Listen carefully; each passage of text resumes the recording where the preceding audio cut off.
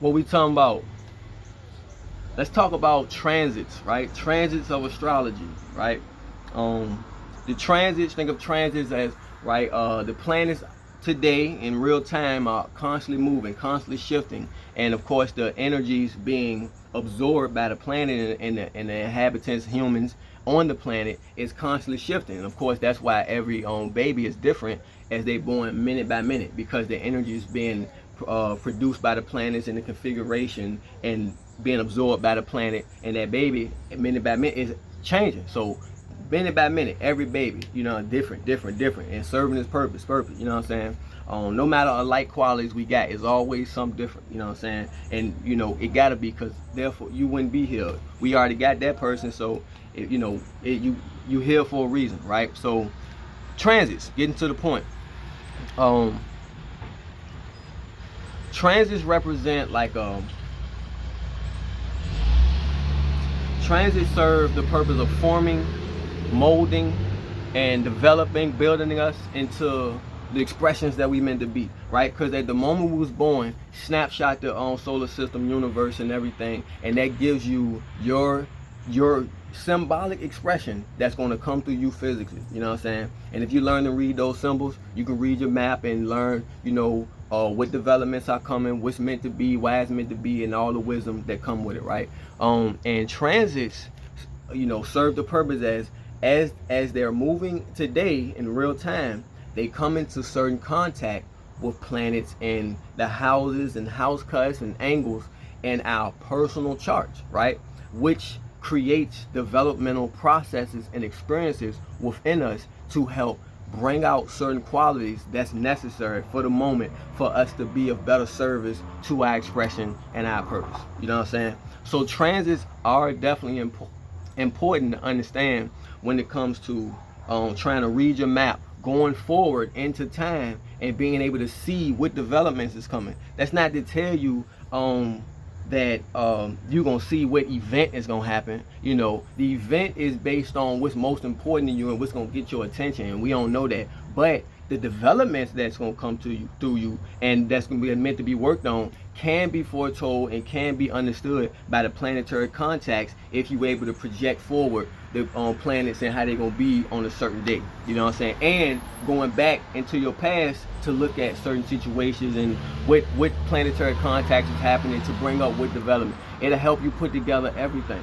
You know what I'm saying? So learning astrology is good to know, of course, as far as understanding the people around you. So when they tell you certain signs of where their planets might be, the sun or their moon, things that they do know, so you'll understand who you're dealing with, right? But really understanding astrology and learning it is for learning it for yourself and understanding that we have every sign within us. You know what I'm saying? Everybody is just configured differently. You know what I'm saying? So it's just like playing a video game. If you play a video game and the basketball, football, and you start a season, or you start building a person, and you got the attributes, right? Everybody got the same attributes, and you got a certain amount of points, 100 points, that you can distribute through the attributes as you start the person, which the person ain't gonna be that good, but you can give him more dunks than threes. So he gonna be able to dunk, he can't shoot no three. You can give him more threes and dunks, so he can shoot threes, he can't dunk. Make him dribble. Whatever you want to do is your personal, unique preference, and that's how the planets work through us. Everybody got the same planets in them. Everybody got all the qualities in them. But your planetary configuration, the map, and the signs that they in, how many planets in the sign, how many planets in the house, where they at, the relationship and the angles between and such, makes up your specific map. That when at the beginning of the video game, these are the the certain qualities that's gonna be up and down within you. So that letting you know your gifts, your challenges, the things you need to unlock, the developments you're gonna go through, all those things. But just like the game, as we go on, we're not trying to only be a good dunker. Now we're trying to work on and develop our 3-point, our dribbles, our defense, our stamina, everything. Now we at 99 sitting at everything. And that's actually the purpose of life. So you may come, right, we throw your planets on the map, boom, and a lot of them sitting in Gemini, right? But that don't mean you don't have Aries and Taurus and Cancer and on round to Pisces and Aquarius. You got all that within you, but your main focus, your main development, your main projection is going to be of Gemini energy. You know what I'm saying? but life will serve you in certain moments, in certain areas in your life, to tap into that Aquarian energy that you have, to be more detached in a moment where your attachment might, have you sitting looking silly, you know what I'm saying? So you might need to be more detached, like a Aries, you know what I'm saying? You might need to tap into your emotions so you can communicate better with somebody that you really love, that you want to understand, like a Cancer, you know what I'm saying? So it's moments that these transits serve to help us develop and up our what you want to call our attributes, aka our planetary and expressions and our zodiac sign expressions, you know what I'm saying, things like that. So um so yeah, and of course the reason I'm even talking about transits is because I plan on simply, making it simple, not using no crazy big words, or what I'm saying, not that I even crazy know nothing. I just know planets, I know the symbols, you know what I'm saying. But I plan on reading as start through every season, how each season will affect each zodiac, right? Because you have the sun moving, which will be your solar transit, right? So to be able to interpret your solar transit, we'll be able to basically relate the sun's position today in relation to the sun in your chart. And when you do that, you take your specific chart. Now, of course, you need the time that you was born, right? And you can look that up by going to the vital statistics office of whatever city and state you were born in. You know what I'm saying? You can get what's called a long form birth certificate, right? You gotta request that, and it's gonna have your time on it. But with your specific time, then I lost my thought.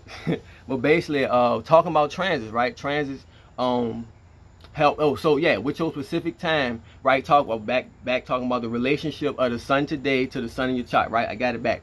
So with your right, you got to get your time so you can know your map, right? So if your sun's sitting in the 7th house, sitting in Gemini, right? And like I will do, I'm gonna interpret on Virgo season, right? So in relation to your sun, Virgo is in a square, right? And a square serves as something that's going to happen to create some type of movement that you might not have been doing, but that needs to be done to achieve some type of success. It don't matter if it's little success, big success, some that must change.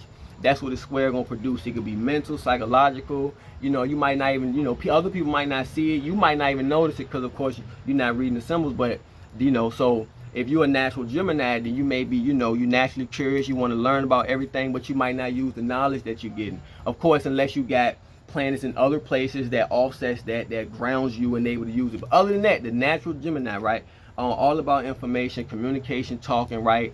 Not using this information for anything. It's not a bad thing, but they're like the messenger, you know what I'm saying? But with the sun in Virgo, right, we're going to talk about not Virgos, but the Virgo energy within you, right? If your sun is in Virgo, then you look in your chart and see that eventually it's going to be in a direct square with your sun, all depending on at what time within the Gemini season you was born, the beginning or the end, you know what I'm saying? But when that square happens, or around the time, you're going to feel the need to not just be all about information, but you're going to feel the need to hone that inner Virgo energy, which is all about details and using things for practical use, and some that I can actually see and make, right? So the information and the things that you learn and the ideas and the communication, something is going to kind of force you to use it in a practical way, you know what I'm saying, in a way that makes sense and not just running your mouth, you know what I'm saying. And if you're not used to taking life serious and being practical, then that may be a hard challenge for you, you know what I'm saying. And it can go many different ways, it ain't no point to say which way it can go, but that's just an example, and an example I will use according to going forward with explaining each zodiac sign based on the solar transits. Now you can do all type of transits and of course the most important transits are the spiritual planets, the Pluto, the Neptune, Uranus, Saturn. But like I said, the sun, which is the highlighter, which is the spotlight of your chart, as it goes around your chart, it spotlights, and when it hits certain powerful positions that's already stamped in your chart, when it hit that and it's spotlighted, then that quality is going to be surfaced, worked on, or some type of experience or something is going to stimulate and spotlight that quality within you. That's the sun. And it might be for a day or two. It might not last that long, but that's, you know what I'm saying, it's something that has to happen throughout the year, you know what I'm saying, and it goes in cycles, right? But Pluto transits, man, it's the hardest transit you got to go through because it stays on one point for a long time. So if Pluto hit your planet, or Pluto hit a certain relationship with your planet or a certain angle or something like that, man, you're gonna feel it for a long time. You're gonna wondering, why is my attitude, why is this, you know, this inner feeling to where it's not letting me go? Because Pluto come through and its presence is not going to just let you walk away. Something has to be transformed, something has to be let go, you know what I'm saying, something that's unnecessary. It's as if it turns you upside down and shakes all the loose change out your pocket, and then everything that you're trying to hold on to is the challenges you're gonna go through that's unnecessary for you, right? This video going too long, but this just to let you know that eventually, soon I'm gonna do solar transit interpretations for each sign. I'm gonna try to make it as brief as I can, but as informative as I can as well.